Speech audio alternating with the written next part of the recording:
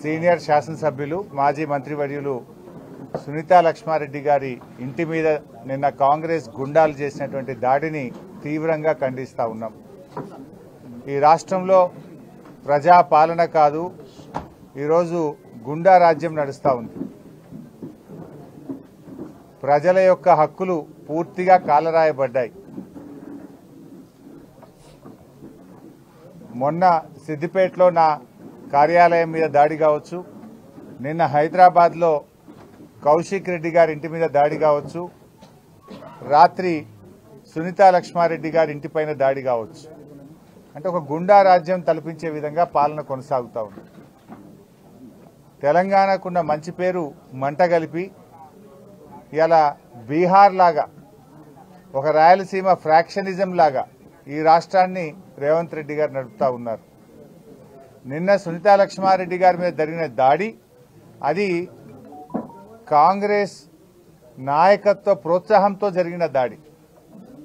ఈ నియోజకవర్గ కాంగ్రెస్ నాయకులు కావచ్చు, రేవంత్ రెడ్డి గారు మాట్లాడే మాటలు, ఆయన రెచ్చగొట్టే విధానాల వల్ల జరిగినటువంటి దాడిగానే బీఆర్ఎస్ పార్టీ చూస్తుంది. ఇంట్లో నిన్న ఎమ్మెల్యే గారు లేరు.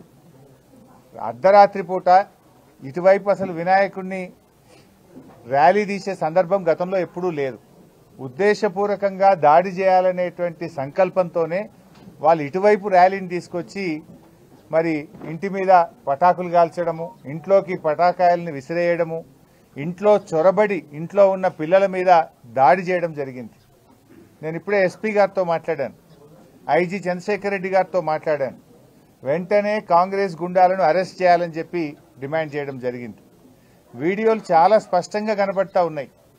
రాత్రి అక్కడికి చేరుకున్నటువంటి పోలీస్ హెడ్ కానిస్టేబుల్ వీడియో తీస్తున్నాడు కాంగ్రెస్ గుండాల యొక్క అకృత్యాలను, వాళ్ళు చేస్తున్నటువంటి తప్పుడు పనులను వీడియో తీస్తుంటే ఆ హెడ్ కానిస్టేబుల్ మీద కూడా దాడి చేసి ఆ హెడ్ కానిస్టేబుల్ చేతిలో నుంచి ఫోన్ లాక్కొని హెడ్ కానిస్టేబుల్ నెట్టేస్తే ఆయన జారి కింద పడిపోయింది.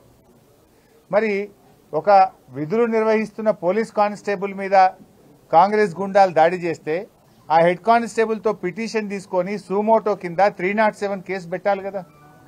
విధులకు, ప్రభుత్వ ఉద్యోగుల విధులకు ఆటంకం కలిగించే సెక్షన్ కింద క్రిమినల్ కేసులు వారి మీద బుక్ చేయాలి కదా. ఎందుకు చేయడం లేదు అని అడుగుతా ఉన్నా. అంటే మీరు ప్రజాస్వామ్యాన్ని రాష్ట్రంలో ఉంచదలుచుకోలేదా? తెలంగాణకున్న మంచి పేరును రేవంత్ రెడ్డి చెడగొడతా ఉన్నారు. ఒకప్పుడు తెలంగాణ పోలీసులు అంటే అద్భుతంగా పనిచేసినారు. ఇలా పోలీసులు ఒక విషయం గుర్తుపెట్టుకోండి, ఏం రేవంత్ రెడ్డి శాశ్వతం కాదు, ఇక్కడ కాంగ్రెస్ నాయకులు శాశ్వతం కాదు. 10 ఏళ్లు మేము అధికారంలో ఉన్నాం. ఏ ఎమ్మెల్యే ఇంటి మీదనైనా ఈ రాష్ట్రంలో దాడి జరిగిందా?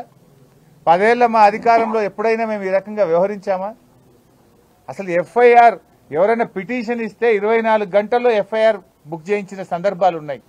కానీ ఈ ప్రభుత్వంలో పిటిషన్ ఇస్తే ఎఫ్ఐఆర్ చేయరు, ఎఫ్ఐఆర్ చేస్తే దొంగల్ని గుండాలను అరెస్ట్ చేయరు. నేను ఈ సందర్భంగా మెదక్ ఎస్పీ గారిని హెచ్చరిస్తా ఉన్నా, తక్షణమే గోమారంలో కాంగ్రెస్ గుండాలను వెంటనే అరెస్ట్ చేయాలి.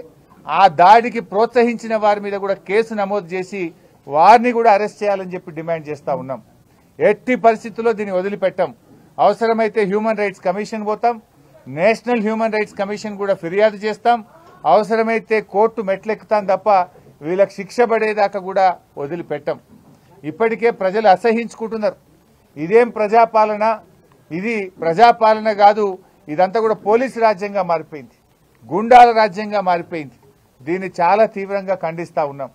మా ఓపికకు కూడా ఒక హద్దు ఉంటుంది. మరి లేదంటే రేపు ఏం జరుగుతుంది? రాయలసీమ తరహా ఫ్రాక్షన్ రాజకీయాలు తెలంగాణలో మొదలవుతాయి.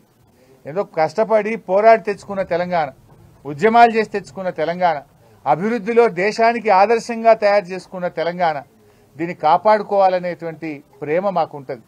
తెలంగాణతో మాది పేగుబంధం, తెలంగాణ ప్రజలతో మాది పేగుబంధం.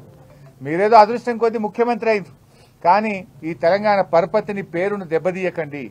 లా అండ్ ఆర్డర్ మెయింటైన్ చేయండి, తప్పు చేసిన వారిని శిక్షించండి. గోమారం ఘటన మీద ఉన్నత స్థాయి విచారణ జరిపి తక్షణమే వాళ్ళను నాన్ బెయిలబుల్ సెక్షన్స్ పెట్టి అరెస్ట్ చేయాలని చెప్పి మేము డిమాండ్ చేస్తున్నాం. మీరు ఇంట్లో చొరబడి దాడి చేసినారు, రేపు మేము అదే చేస్తే ఏమవుతుంది? రాష్ట్రంలో లా అండ్ ఆర్డర్ ఏమవుతుంది? ఎవరు దీని వెనుక ఉన్నారు? ముఖ్యమంత్రి గారు కూడా ఆలోచించుకోవాలి. నేను డీజీపీ గారిని కూడా కోరుతున్నా, అది ఒక ఉన్నతమైనటువంటి పదవి. ఆ పదవిలో ఉన్నప్పుడు చట్టబద్ధంగా వ్యవహరించాలి, రూల్స్కు అనుకూలంగా వ్యవహరించాలి. కానీ చట్టాన్ని ఎవరు కూడా అతీతులు కారు. చట్టాన్ని ఎవరు అతిక్రమించినా కూడా వారు శిక్షార్హులే. అది పార్టీలకు అతీతం, ప్రభుత్వ పార్టీ ప్రతిపక్ష పార్టీ కాదు, వారిని ఎవరినైనా శిక్షించి తీరాల్సిందే.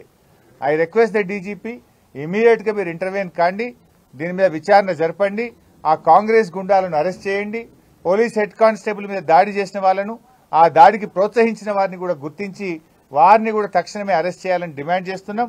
ఒకవేళ నిర్ణయం తీసుకోకపోతే బీఆర్ఎస్ పార్టీ ఎమ్మెల్యేలు అందరం డీజీపీ కార్యాలయాన్ని ముట్టడిస్తామని చెప్పి కూడా హెచ్చరిస్తా ఉన్నాం.